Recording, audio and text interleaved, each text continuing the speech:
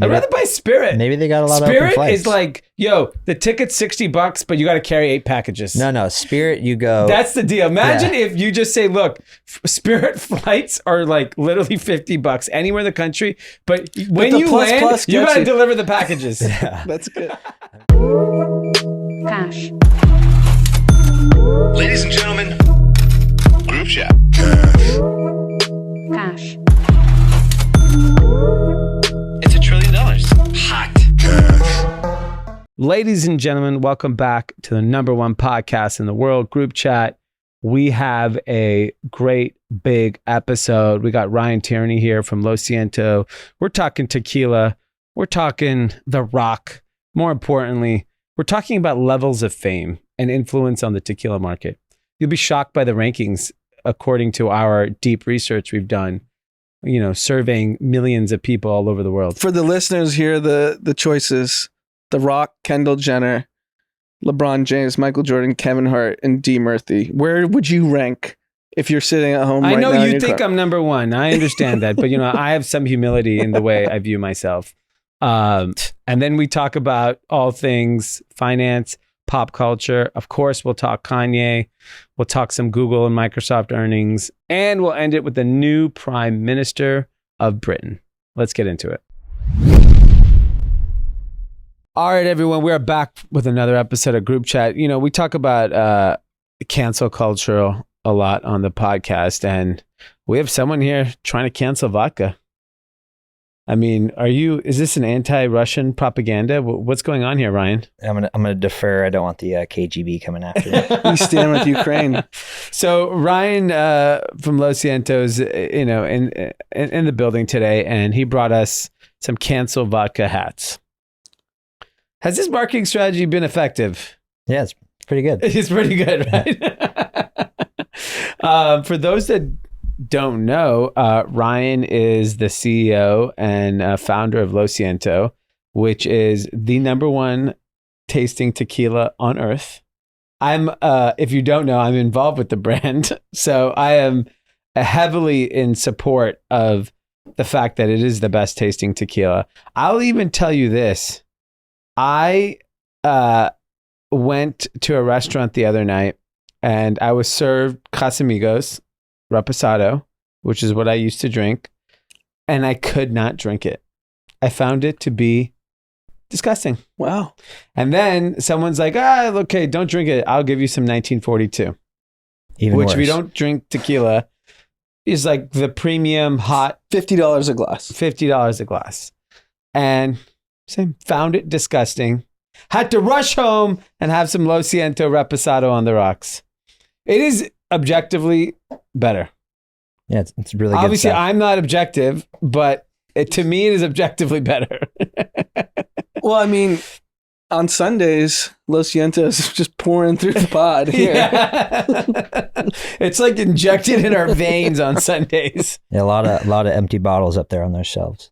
Well, we wanted to have Ryan on because it's been quite a journey. You know, starting a spirit brand, starting any brand is very difficult. Starting a beverage brand, like we heard from St. James, is incredibly difficult. And then starting a spirit brand adds another level of complexity because of all of the legalities involved with it. Then you start a tequila brand, which has to be made in a certain region in Mexico. And more importantly, would be arguably probably one of the more crowded spaces in spirits. It feels like how seltzer was 3 summers ago, where it was like the thing. Totally. And everyone started launching seltzers. And then tequila became the thing. And now, and the thing with tequila, unlike other spirits, it is the biggest stars have entered tequila, right? You have The Rock. Us. You have me and you, which, you know, to me, it's Rock, us, LeBron. Kendall, Yeah. LeBron. Because here's the thing. I think LeBron's tequila is fine. His lifestyle doesn't influence tequila drinkers. Wait, who's? Sorry? LeBron's. I think The Rock even more. Rock is a fitness guy. It's not on brand. Yeah, the problem is just The Rock is just. At he's least you're wasted on one of the 3 podcasts a week. yeah. I'm living the brand. I'm living the brand at least. Well, the Rock's, that was 600,000 cases in like 2 years. So that was the fastest growing spirits brand of all time. Wow. Wow. And so, they already got an exit, right? They sold half or? Yeah, they're Rock owned a big portion. Jägermeister was heavily involved on the distribution side. You take like the biggest, I don't want to say like generic, but like the most recognizable, blanket superstar who's famous in middle America and California, and you put it in every store, and everyone that walks into Target's gonna go buy Terramana. Yeah, and it's funny is that's where I realized, I think over the pandemic, I was at Target and I saw this end cap of Terramana, and I asked the guy working, and I was like, what's a popular brand here? Like of liquor. And he's like, oh, this crushes. The Rock's tequila just crushes. Really? And the way they priced that was so good too. Like it was, similar pricing strategy as ours, but they were sub $30. So, you're not breaking the bank. They weren't marketing it as ultra luxury. They were just marketing at, his decent quality, $25 to $29, smashed. Yeah. And then Kendall Jenner, I understand why that works, because there is no young woman really pushing a spirits brand at her scale. And she's partnered with all the hottest nightlife groups that she frequents. Yeah. So always doing events, always doing parties. Her investors are all notable people. So but it's an expensive product, right? It's like a little bit above $40. Okay. At the grocery store. Mm-hmm. Got it. And so we understand why The Rock works. We understand why Kendall Jenner works. What about like the 700 other brands in the space? Like I think the main question I would ask you is and I remember the day you asked me to like, hey, do you want to do this? And I was like, it seems pretty hard. Like, it seems like it's a very crowded space. And I'm not discounting my influence and fame by any means. Like, I know the reach I have. Yeah, you just put yourself in the same bucket as The Rock, LeBron James, and Kendall Jenner. Yeah, correct. And specifically Tequila, Rock, and Kendall. You're above LeBron. Yeah. Tequila, yes. I don't know. He's always drinking. That's fine. But I'm talking about influence. I feel like he's like, he pushes Lobos, which is, first off, I don't know any other NBA players that get to promote alcohol. Yeah. You actually like can't. Right. But he owns the NBA. But he runs the NBA. But that's fine. But I thought he was pushing like the wines, and then he was like, the wine makes sense to me. The problem with the wine is like the Harlans aren't going to give him a brand. I don't think he needs to have. He could do any brand. I mean, I don't know anything about wine, but if LeBron did a wine, I would drink it. I see him pulling up to the game with a glass of wine. Yeah, we forgot about one other somewhat famous star. His name's Michael Jordan. He has a tequila too. I would say I'm. So where do you rank you, LeBron, Rock, Kendall, Michael Jordan? I said Rock, Kendall. So Rock's one. Rock's one. Kendall's two. Us three. Okay, so MJ coming in. MJ could be 4, yeah. And then LeBron rounds out Kevin fifth. Hart. Pick anyone else. Yeah. If you go by percentage of people, percentage of fans drinking the product, we're record high. All right. Ratio. Or percentage of people drinking the product, actually drinking the product with the other people drinking the product. Yes, exactly. I mean, one thing that Ryan's definitely mastered are the events. I follow them on social. I'm not of the age to be at the events, but D's there. I'm there sometimes. I mean, that's why he's ahead of LeBron and Michael Jordan. Yeah, it's true. Was LeBron at the waterfront? Yeah. No, I was. Yeah. The events look insane. They are insane. Why is that? Is it because you're insane? I mean, yeah, a little bit. But I think we bring a good crowd. It feels like a genuine connection to the brand. Yeah, I said this on the last pod, but you're not gonna, unless you're going to maybe like some Vegas party, you might see Kendall from across the room and watch her take a shot of maybe her tequila. Yeah. But, you know, if you're at our event, you know, you're going to take a shot with me and our team, and there's a genuine excitement. I think people feel like they're a part of it. Yeah. You know, when we say we're, you know, going to go get behind a venue, everyone comes and turns out and supports, and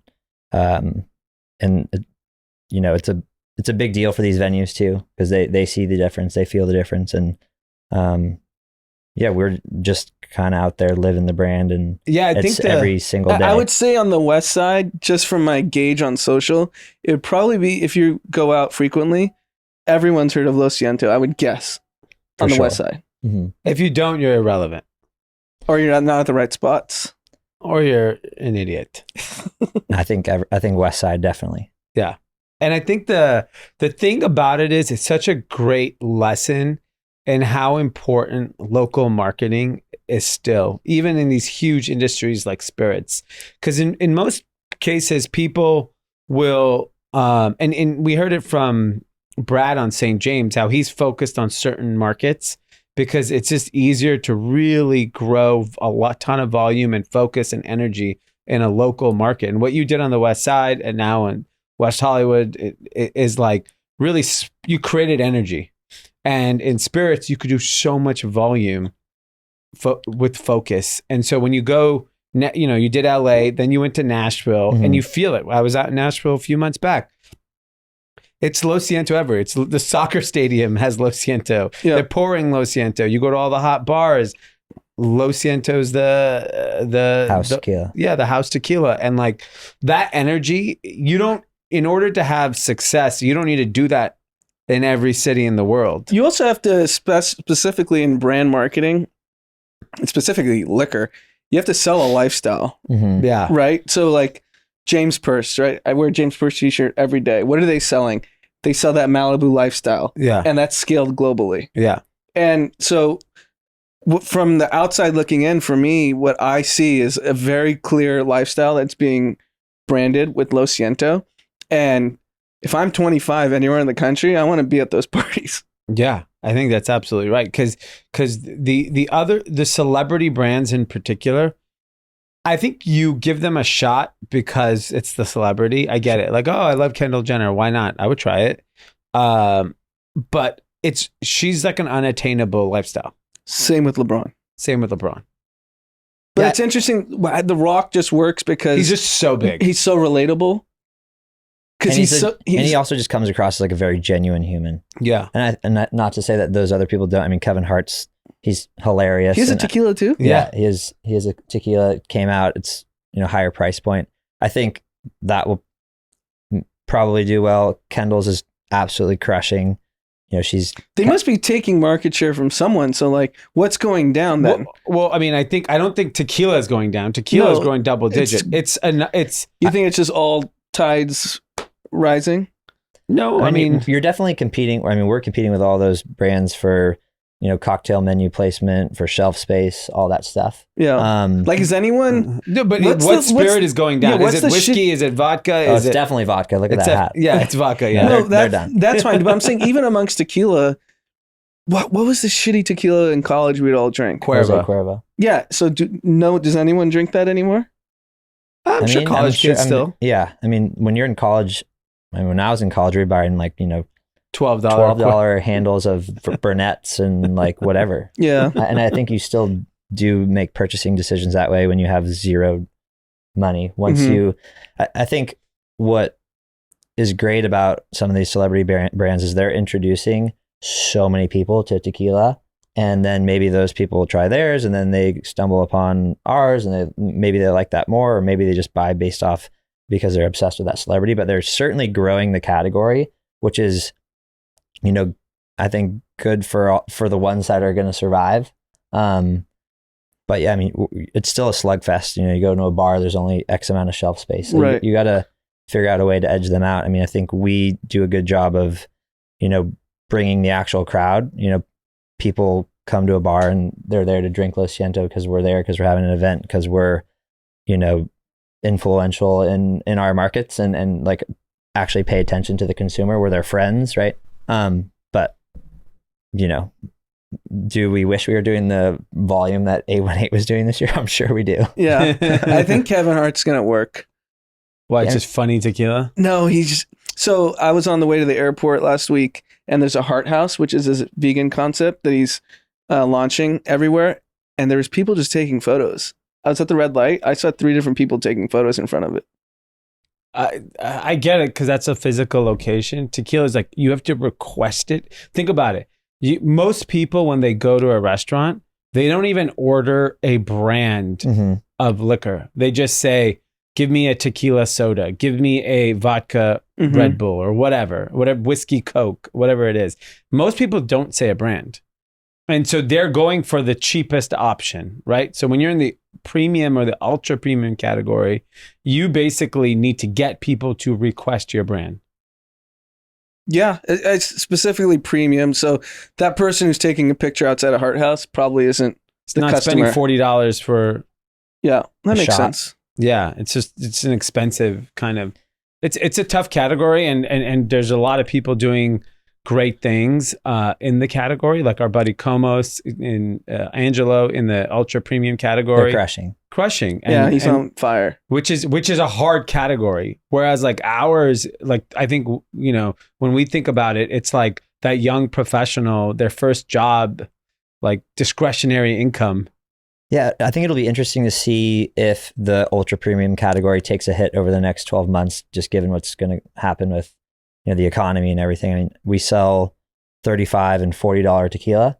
So I think we're, you know, pretty safe. But I think maybe a lot of those people that were balling out and buying $80, $100 bottle, they might say, oh, maybe we should try this $40 bottle that I bet they'll end up liking just as much. Yeah. So I think $40 tequila was definitely helpful over the last, you know, few months of raising money and stuff. The industry is safe, and it's always like the funny joke from the pandemic during lockdowns.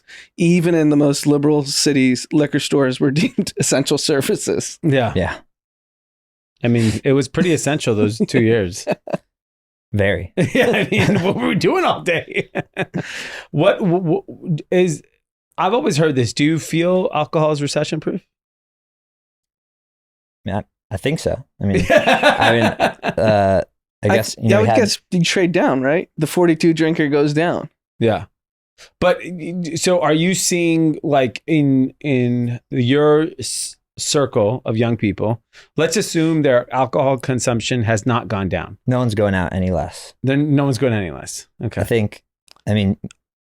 I guess your demographic, if they still have a job, why wouldn't they just continue their life? I also think its check size just goes down in a recession. So the waterfront and Victorian aren't going to be any less packed. The $60 bill turns into a $40 bill. Yeah, and people are still craving, you know, human connection. They want to go meet people. They want to go out. They want to escape, Yep. you know, the reality of shitty job or whatever. Yep. So I think, yeah, people are still going to go out, still going to drink. Yeah, maybe spend a little bit less. I mean, I think I've noticed some friends say, hey, I'm going to start, you know, I want to start saving more and stuff. But which was that instead of 7 drinks, they go down to 5. No, they do the 2 before they leave and the 5 at the... Pre-drink. Bigger pre-game market instead of having I mean, in 15 college, drinks. everyone showed up to the Yeah, bars you didn't no wasted. money to actually drink at a bar. It's so expensive.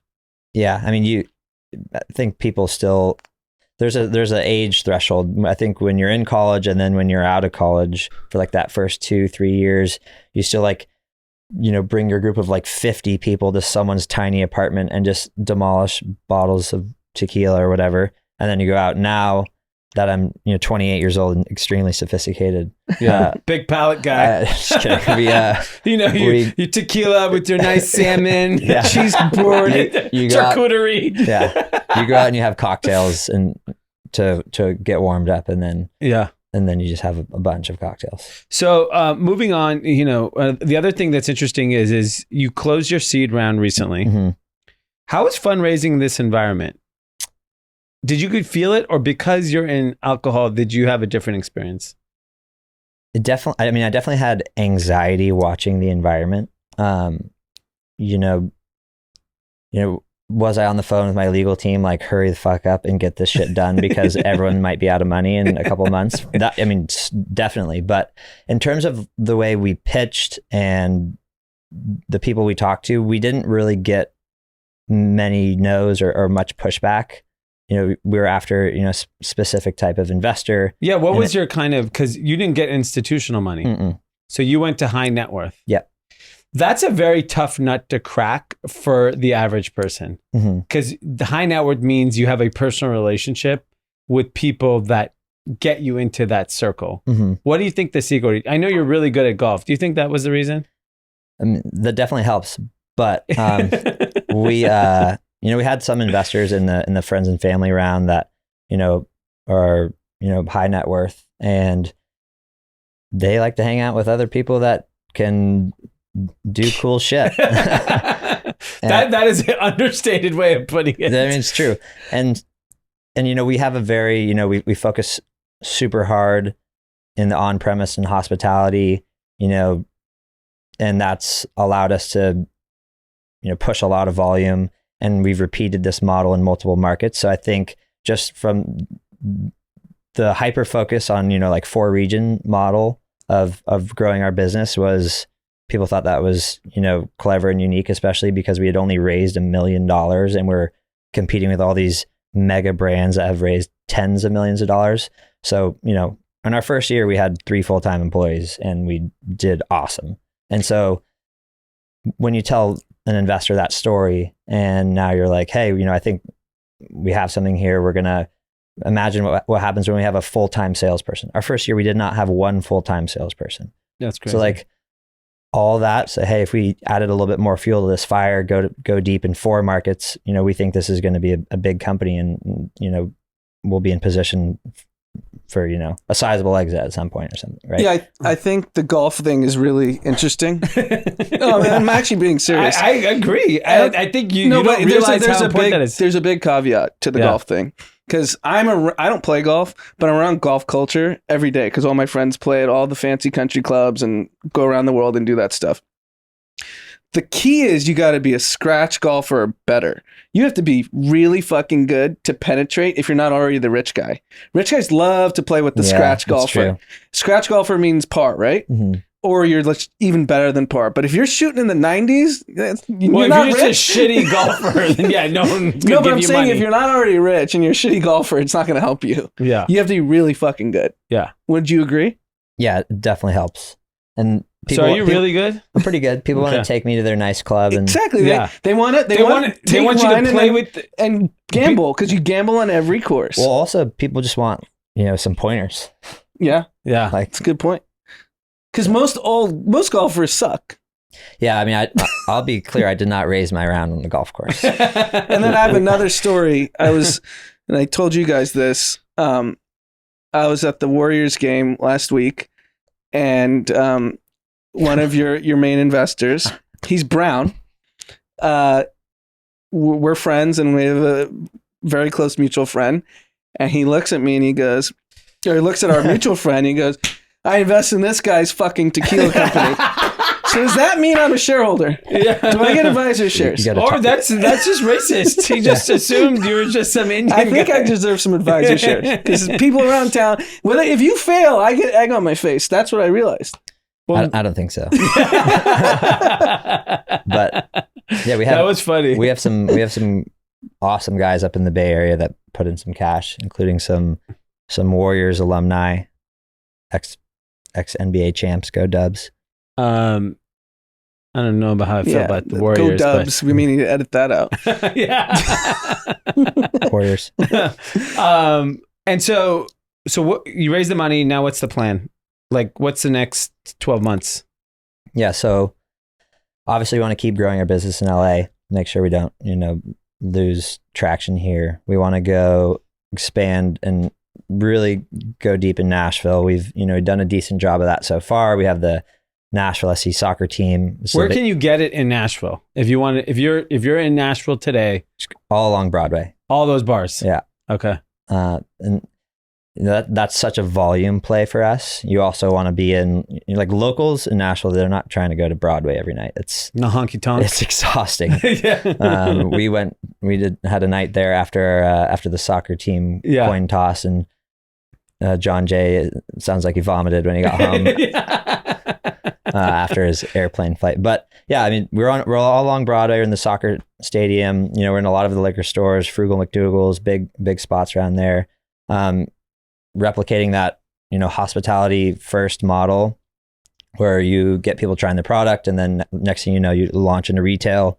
We're going to do that in Arizona this winter, gearing up for the Super Bowl and have some fun parties out there. You got Super Bowl and Phoenix Open. That's a big week for you. Yeah, waste management's awesome. Yeah. Wasted.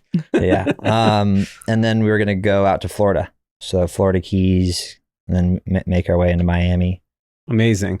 And in LA, if you don't know, you can get it at all the H-Wood venues. Mm-hmm. So go request it. If you're having dinner, drinks, Nice Guy Delilah, Wow, I wonder how Harriet's that Shore happened. Bar. I know, just great sales. Great sales. They, And we're, they really like me. yeah, and then you do play a lot of golf with them, to be fair. And then on the west side, where are all the places? I don't know all the names off the top of my head, but give me some of the venues that you frequent. Go to Waterfront, go to Victoria and Ospey, Bells, all the big fun spots that you're going to go party at. A lot of the good restaurants too, like Cloverfield, Yeah. Wabi, sushi spots. We do a lot of cool cocktail programming around town. So there's a little something for everyone. You don't have to go rage at the Victorian, and with all the younger people, you can go to a nice sophisticated dinner. Big sophisticated guy. And so, holidays are around the corner, and I suggest everyone give the gift of tequila. It's a gift that keeps giving. So you can head over to losientotequila.com, Mm-hmm. and I hope you can use the code group chat for something. Well, we might have to fire that one back up. I don't know if it's still live. It's not. I got DMs about it. Like, hey, I've been trying to order tequila.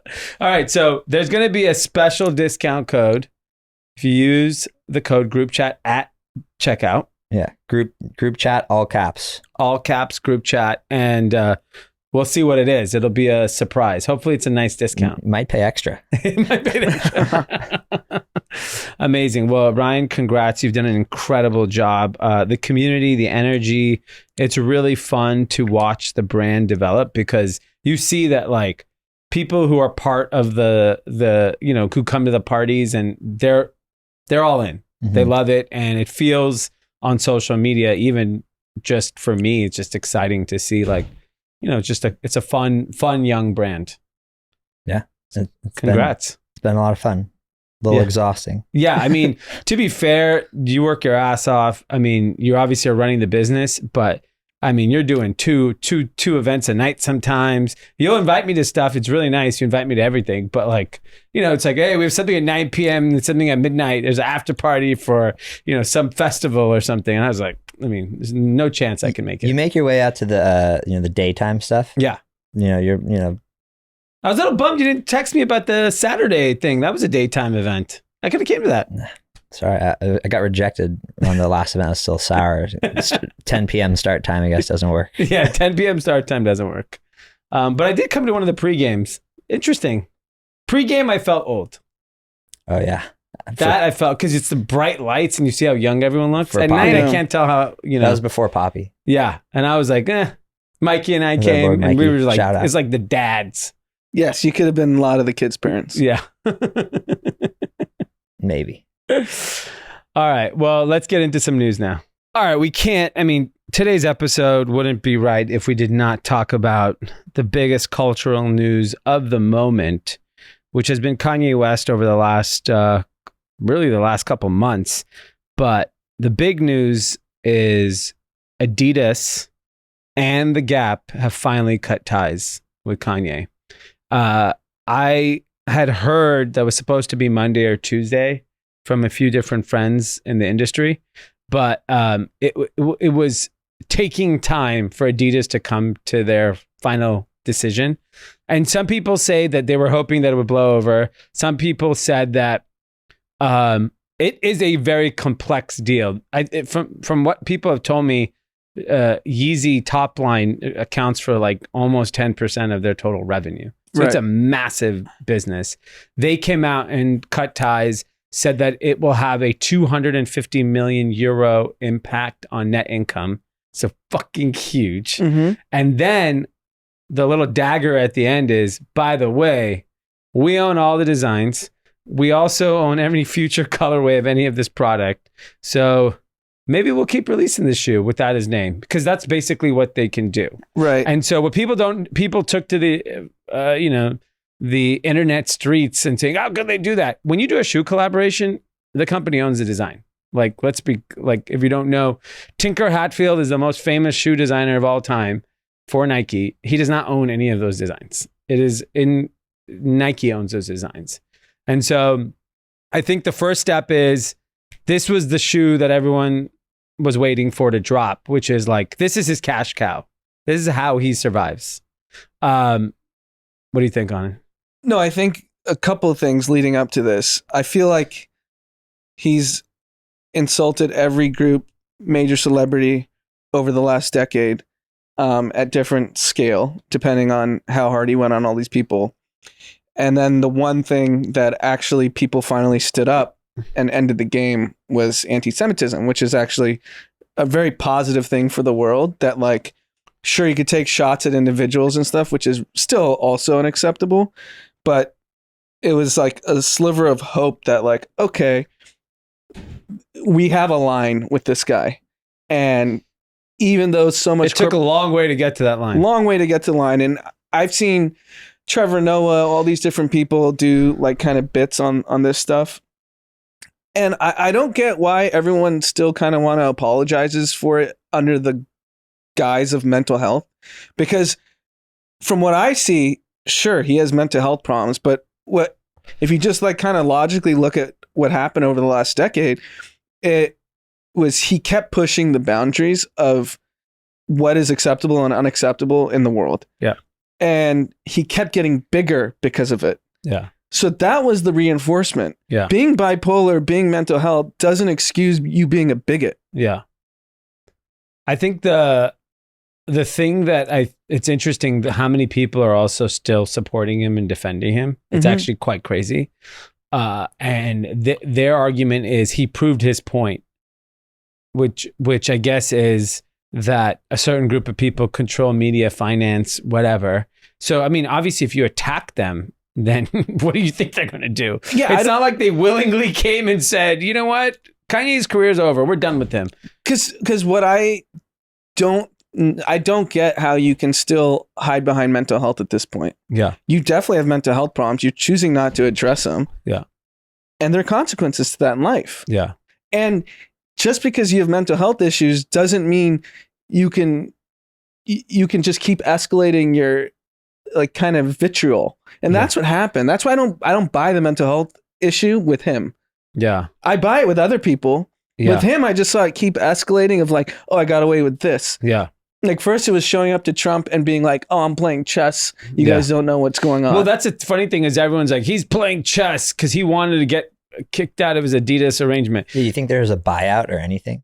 No, I don't think. I mean, I'm sure there's like. Is there a morality clause? Like, I don't know. I mean, so what does this mean for him financially at this point? So look, if he put out if he did a concert tomorrow, it would be sold out. If he put out, how would he even do a concert? Live Nation's not going to put it on. No, of course. But let's just say he logistically could figure that out. There would be a bunch of idiots still supporting him. I agree with that, but I think he's boxed out. I don't think any major venue would host Kanye West. So I agree. And I think to make product, you don't think a Chinese company would partner with him and make product? I think he almost has to like go to OnlyFans and just have people pay and watch him talk. Yeah. He did a podcast yesterday with Lex Friedman, which I have no idea why the fuck he agreed to that. Lex Friedman, why he would do that. I didn't listen to it yet. Yeah, he did. I mean, Lex Friedman went after him. He was aggressive with him. I just saw clips. I didn't listen to the whole thing, but it's clear that like people will still giving him a platform because it's good for business, right? Like, I don't care if Lex Friedman is Jewish and he kind of pled his case to Kanye, and he did. He was not easy on him by any means.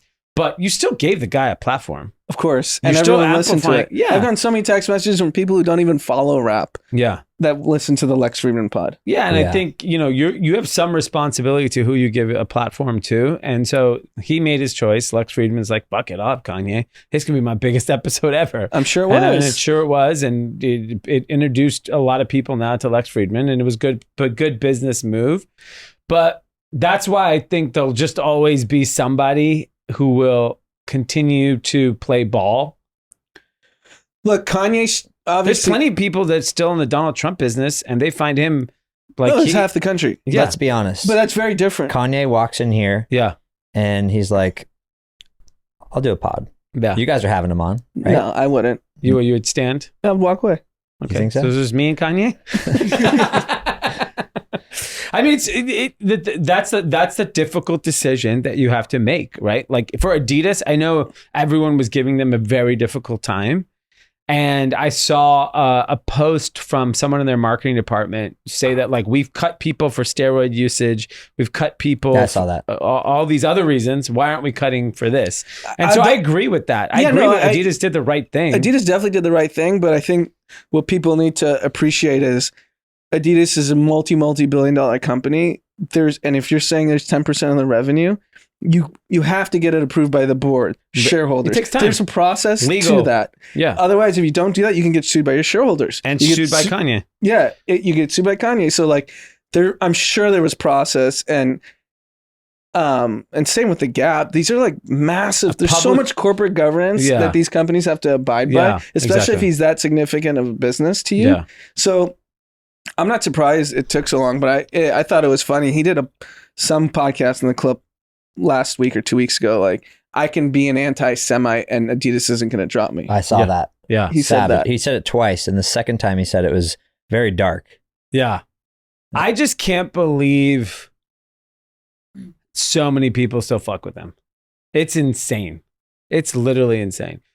Like what percentage, if there's 8 billion people on Earth, how many Kanye West fans? Let's billion? assume there was enough before all this. Before all this, it was half the world. I mean, he I was think- like this I beloved, think if he moves internationally, like to Asia or something, I think he's fine.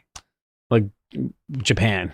I don't know. China? Yeah, I'm sure China would welcome with open arms. So Yeah. Adidas owns these designs. Yeah. What do you think happens if they say, okay, we've cut ties with Kanye, we're going to re-release these, some new name?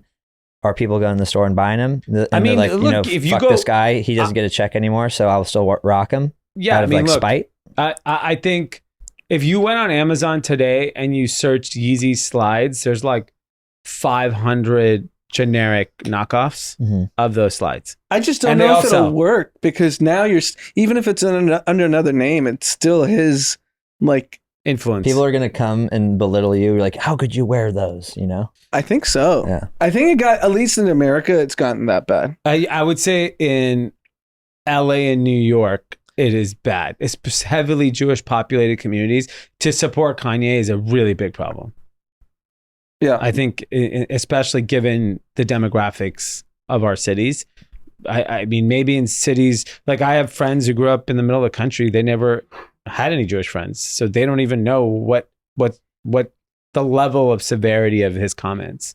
But it's going to be a real interesting test in like the tempting nature of like business, which is like make money at all cost. And he's just so big. You know, can Live Nation say no to him? Yeah, you I know- think they have no choice. Yeah. Maybe they come out with the anti-Yeezys. Yeah. I mean, if Live Nation is no longer in the business of It's really hard to get booked. tours, he's not going to have a major tour ever again. Yeah, because they control the venues. Mm-hmm. Man, this guy is the biggest rise and fall in like pop culture. Like, I would say like Michael Jackson had a very dark period in his career when all the child sex allegations kind of came out, and that felt like, fuck, man, king of pop. They just brought it, you know, it's Mhm. over. This is 100% self-inflicted. It's insane. And then it happened. He was untouchable. It happened in real time. We Yeah. all saw it. We watched the train crash. Yeah. And by And the you way, kept seeing, it's like the speed of the train just kept accelerating in the last year specifically. when was the Larry Hoover concert? Last year. Is that the one 2021? with Drake? Yeah. Didn't Yeah. you go to that? Yeah. But so like that felt like such a big pivotal moment in a positive way It was because cool. it was really cool. It was really fun. Like people, the music production was is good. It was on insane. Amazon. Yeah. It was like crazy. And then I felt like at that point he had like redeemed himself and he was back to just in the good graces of people. And now it's just a shit show. The irony of all this is the same week that Kanye's basically career is imploding, Taylor Swift is breaking every Mhm. fucking record as a musician. The Swifties. Swifties have made her the number one streamed artist in a single day. I think she's of the first 3 days they're saying she sold nearly 1 million copies. God knows what it's going to happen towards. We're still Tuesday. She came out with a new album. She came Yeah, out with a new last album. week. What good timing for her. Yeah, it's called Midnight, and I've listened to one stream of the whole album. I mean, it's good. And She makes great music. great music, and she's got a loyal fan base. And it's just the irony of you, like Taylor Swift was like disliked by like this Kanye cohort of people when all this happened, Mhm. and full circle, like she's bigger than ever. Yeah, good for her. Yeah, great for her. It's I'm really curious at what point do the people in hip hop that he's close to cut ties with him. I don't think anyone of any real magnitude. Are Jay-Z and Diddy ever going to cut ties with him, or they're just not going to speak on him ever again? I think they will speak on it in a very measured way, and they will use mental health. And I just hope he gets better. But yeah, I don't stand with anything. They're going to use that. I'd be shocked if they did. I think I think it'll be more aggressive than that. No, they'll say that hate speech isn't. This is what the publicist is going to say. Yeah. Hate speech is not welcomed anywhere. I don't stand with any of his comments. With that said, mental health is a real issue. I hope he gets help. That's going to be the public Yeah. byline for every one of these guys. Yeah, because I mean, there's a lot of celebrities he's I mean, like, can you imagine? I know no one ever feels sorry for them. I kind of actually really do. The Kardashian family, what the fuck they're dealing with, specifically Kim, because they have kids together. That shit's like, crazy. She's like, dodged a bullet. Yeah, I mean, But no, financially, Kanye talks about this in interviews. No matter how much he makes, he invests it all back into these businesses. Yeah. So he doesn't strike me as a cash rich guy, despite how much money he's made. no, yeah, I don't think I wouldn't be. It doesn't strike me as a liquid guy. Yeah, so He spends a lot. Like if he was making $250, he's spending $240. right. So is Kim gonna support him? It's a lot. Spending 240. I feel like that'd be almost hard. But the guy shops. The guy does this. The guy everywhere. He'll spend $10 million on a set for one show. Yeah. He's just does whatever he wants, and he's had this cash cow of Adidas money.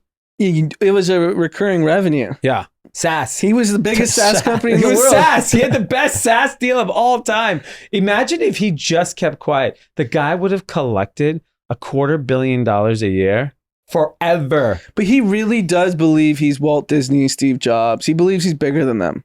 Yeah. Well, I mean, not anymore. I also saw that there was like a fully completed documentary of him. That they completely just shelved. They're like, Yeah. we're not coming out with this. Yeah. That's pretty. Look, I mean, Are we ever going to hear about him Someone's going again? to buy that documentary and come out with it and make a shitload of money because now everyone's interested. Yeah. Are we ever going to hear from him in a way that we used to in traditional media? Not like some fringe alt-right QAnon podcast. But he's a fringe guy now. He's just going to be popping up. Like in the he'll fringes. never be on like ABC Oh no! ever again. Again, ever. Those are some good clips too. I Just telling him how much more money he has than what's the host's name? I don't know his name. Did you see the clip? no on Tucker Carlson or no? No, he was just like, so how much money do you have? And the guy's like, not as much as you. And he's like, yeah, so why should I be taking advice from you? Yeah, that's look. I think that's the challenge. Is I'd be shocked if you ever see him in mainstream content.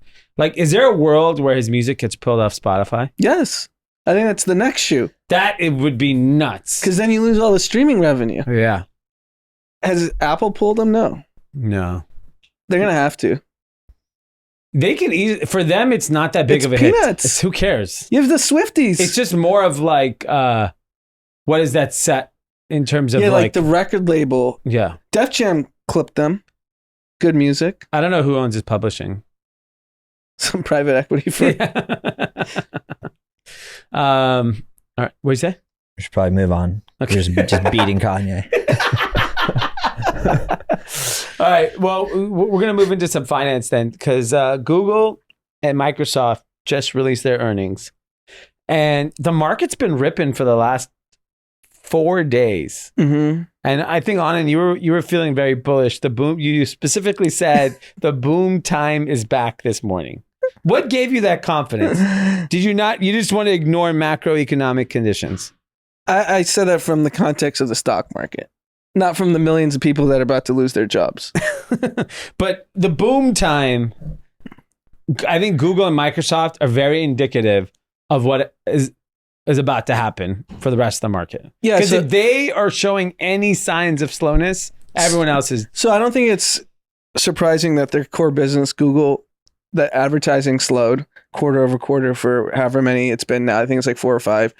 That's like not shocking at all, given what we saw with Snap, given what Apple did with privacy. Like, it's obviously going to happen, but their cloud is up big. It beat estimates.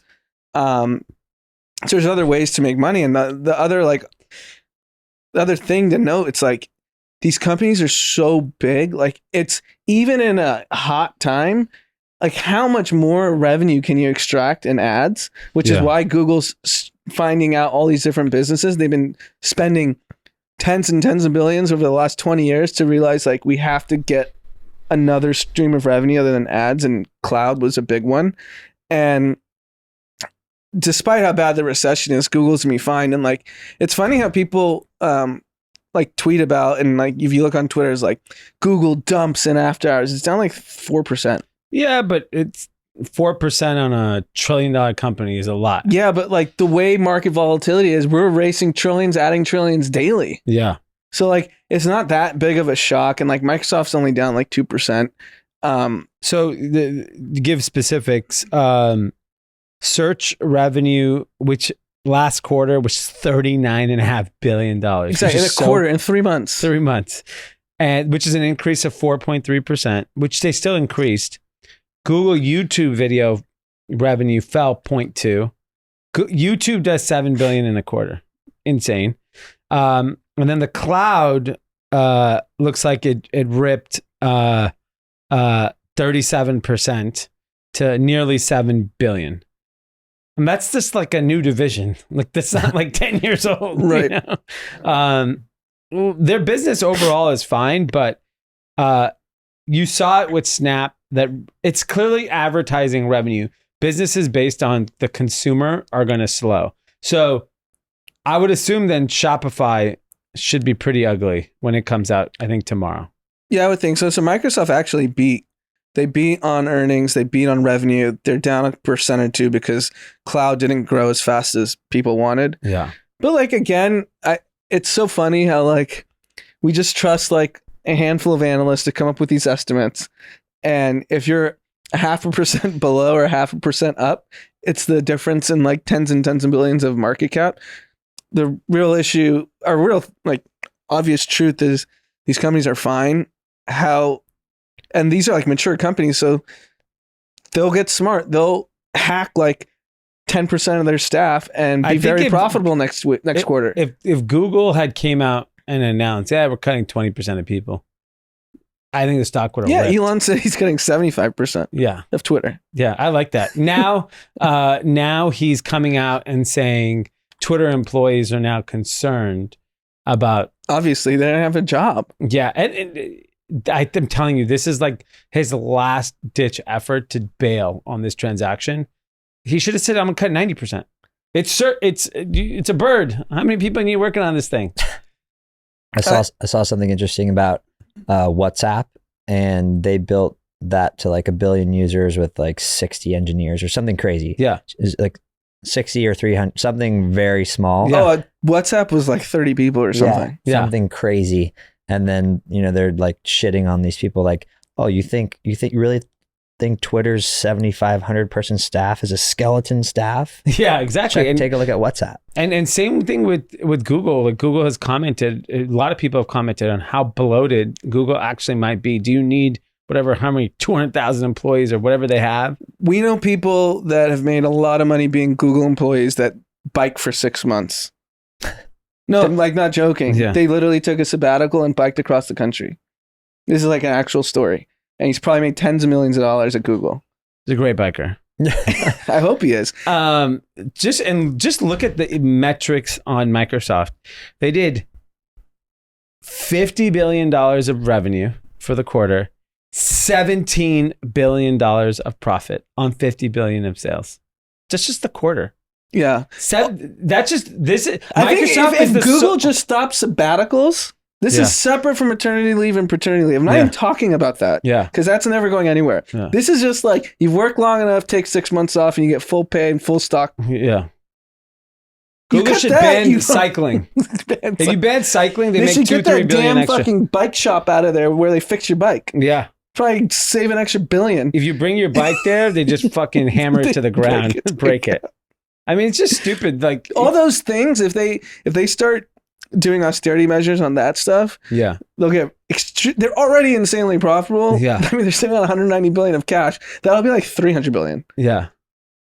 I don't know why. I mean, I guess it's just like morale then. No, they think it's so the real thing is like, at least this is true of the last 12 years. This last boom, 14 years, let's say post 2008. Google and Facebook and Microsoft, they were forced to give all these perks so that these super smart, ambitious people don't go to startups. And sure, it's riskier, but there were so many stories. If you were the 40th engineer at Shopify early, you probably have 3 homes, one in Aspen, one in Napa, one in San Francisco. And they were like, that person probably actually had to work early on. And they're like, you don't have to work. Just don't go and build the next Shopify. Yeah. That was their entire like ethos and of all these companies. Let's get the smartest people, let them do nothing so that they don't compete against our core business. That's a good strategy. I like it. But you have to just raise the bar. And there's some useless people there that aren't that smart. I think you have to take a test every year if you want to do that 6-month biking thing. And those campuses they have are like insane. You can like get your bike fixed and just like walk into a food, restaurant. pets, yeah. whatever. Pet insurance. Yeah. Pet insurance, pet massages. I went to Facebook maybe in like 2017. We went to the headquarters and they have these like snack and barista stations strategically located X amount of feet from like the engineers because I'd rather them, walk and eat there than like walk down the block or something. Crazy. Yeah. I mean, that's just what they're doing. So it'll be interesting And to see. especially with now, you're going to see a massive correction in growth companies in the private tech market. They're not going to have to offer these perks to keep these people. No. They can wait through the next boom time and then bring it all back. Yeah. So they don't go build the next big companies. Yeah. Agree. I thought something was interesting that we talked about. Brad Gerstner, who's an investor, started a firm called Altimeter Capital, wrote a public Medium post on Monday. I think he tweeted it out, and it got a lot of traction, at least in tech Twitter. I mean, it was on Barron's. Oh, front it was. page, Barron's. And I'm sure he was on CNBC. It was didn't watch. everywhere. It caught heat by the end of the day. So he wrote an open letter to Meta, to Facebook, giving them 3 things he wanted them to do. 1, fire 20% of the company. 2, invest in AI, which would help the algorithm and make your platform more sticky. And then 3, I think we've talked about this a week ago. Meta invests $13 billion in the metaverse every year. So it's basically like lighting $13 billion on fire. The way you guys think about it, I think about it differently. Yeah. Lower that $13 billion annual burn to $5 billion. And he says you can extract an extra $40 billion in free cash flow in 2 years. Which is insane. In 2 years. I mean, and by the way, like, you get to still burn your $5 billion into this pseudo popular So idea. that's going to metaverse. be the Zuck's biggest conflict, because from a public shareholder perspective, that's the right thing to do. But Zuck's 37, 38, and he knows Facebook Meta is effectively stale. Like, it is what it is. It's a cash cow. It'll go on forever. Similar to Apple.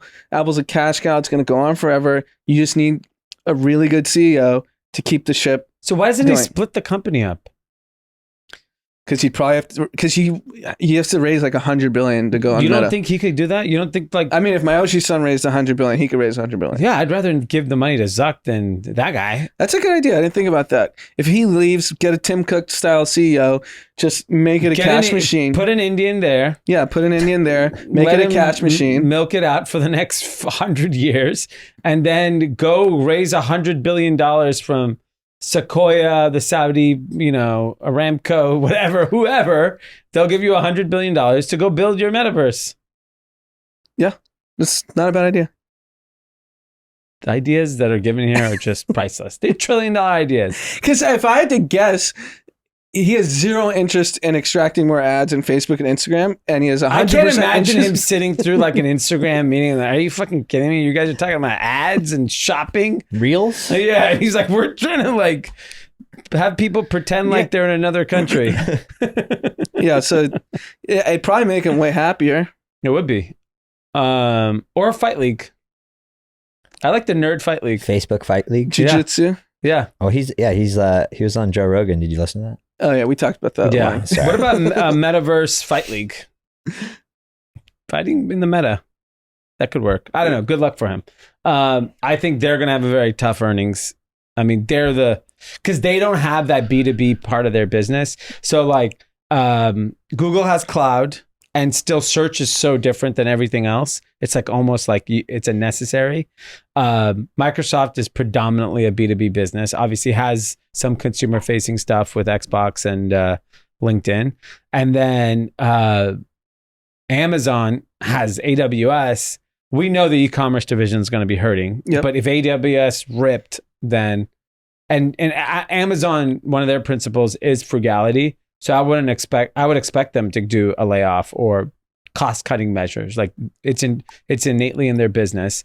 Meta doesn't have that cash cow. Their cash cow is Instagram and Facebook. But it's consumer facing. It's consumer facing, which is you're gonna feel the pain in that business. Did you see Amazon bought 15% of Hawaiian Airlines? Wow.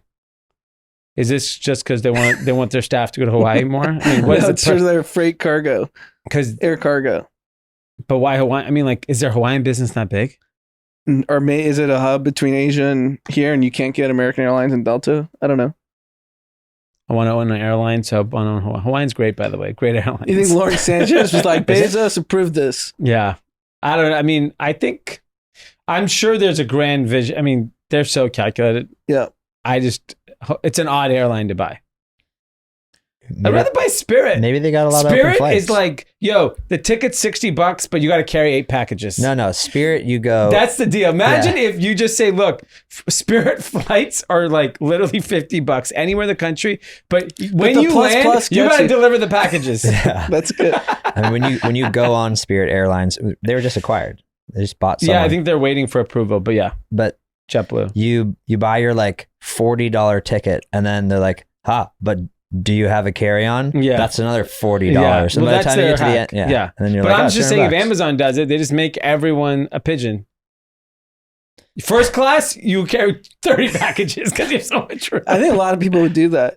I would do it. If you get a lay flat to New York, I'll deliver 30 packages. Yeah, what do you want me to do? Just as long as it's near my hotel, I'll stop by all of them. I'll be Newman. I'll drop all of There'd them be a off. lot of missing mail. Yeah. They're like, thanks for the flight. Or you just like, oh, we know you're going to Mary's house. They have the data already. Like, what are you doing in New York? Well, I'm going to this thing at this hotel. I'm going to this place for dinner. Okay, bring the hotel, these 3 packages. The maitre d' at this restaurant needs 2 packages. Just You get a notification. Got an extra 5 minutes going to Mary's? All right, we're going to end on some big news coming out of the UK. So Liz Truss, who was their prime minister, resigned because of her insane tax cuts, caught a ton of slack from the entire country, the global markets. And lo and behold, when things don't work out, you put an Indian guy as the head of your country this time. Rishi Sunak is the new prime minister of Great Britain. Interesting. So he actually is educated at Stanford Business School. Yeah. He is married to... Who is he married to? Like, he's married to a billionaire. The daughter of the founder of Infosys, Narayan Murthy. Narayan Murthy. Nice name. Nice name. Very nice name. Someone asked me today, are you related to her? You say yes. Cousins. I could have.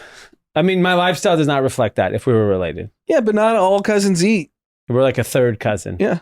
So the money didn't fall to us. And so he got sworn in. Is he get sworn in yet? Yeah, there's a picture of him meeting Charles. King Charles. King Charles. And it's really interesting because I was reading one of the things is that in the monarch, in the way the parliament and monarch work, if you are a Catholic or of Jewish background, you cannot advise the monarch, but because he's Hindu, he can. Oh, really? Yeah.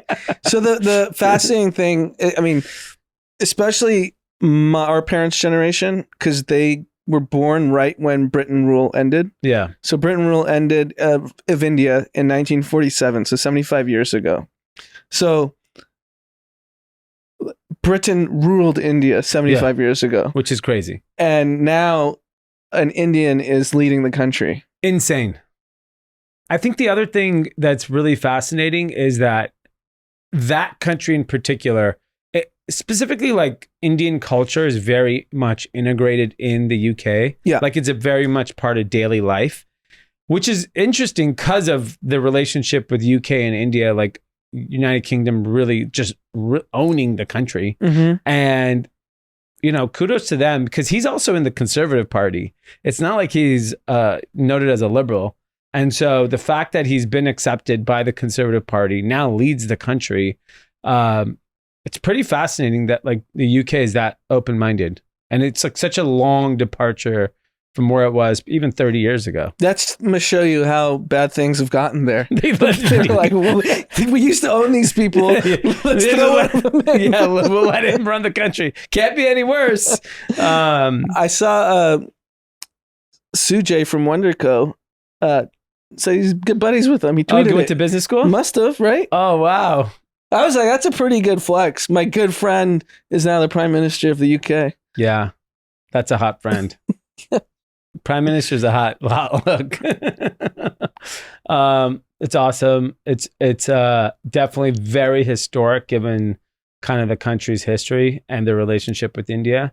But yeah, I mean, it looks like anything's possible. And interesting enough, like, no matter like how you, when you think about how you like ascend in life, so much is still due to like where you come from, your financial situation, your education. He's elite by all standards. Yeah. He's not. If he went to Stanford Business School and married a billionaire. Yes. It's like those are good because starting points. Good 1-2 punch. Yeah, like if you just look at it just objectively, like I was reading comments just from like locals in the UK, they're just like, oh, for them they view it as another elitist who's now leading the country, which is interesting because it's pretty hard for just a regular person to become the leader of a country, like what Obama did or Clinton or even some of these other people in historical times. It's like impossible. Like George Bush, you expected to become president. Like he was anointed at, obviously he had his issues, but like his father, the grandfather, Kennedy's, these people were like, there's a good chance that, there's like a 1 in 5 shot he'll be president. Yeah, Obama's story is probably the most unique in modern time. Yeah, that like you came out of nowhere. Yeah, single parent in Hawaii. Yeah. Lived in Indonesia for a period of time. Yeah. Comes back. And a state senator too. Yeah. Not like Bill Clinton was the governor. And started at Occidental, then transferred. Yeah. Right?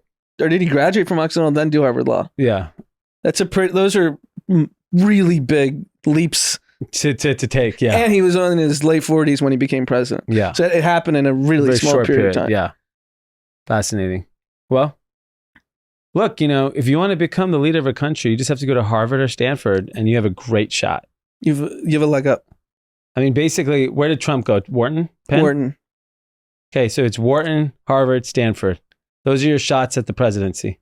Yeah. Going back to school. All right, everyone. Thank you, and we will see you back here on Thursday. Bye-bye. Peace.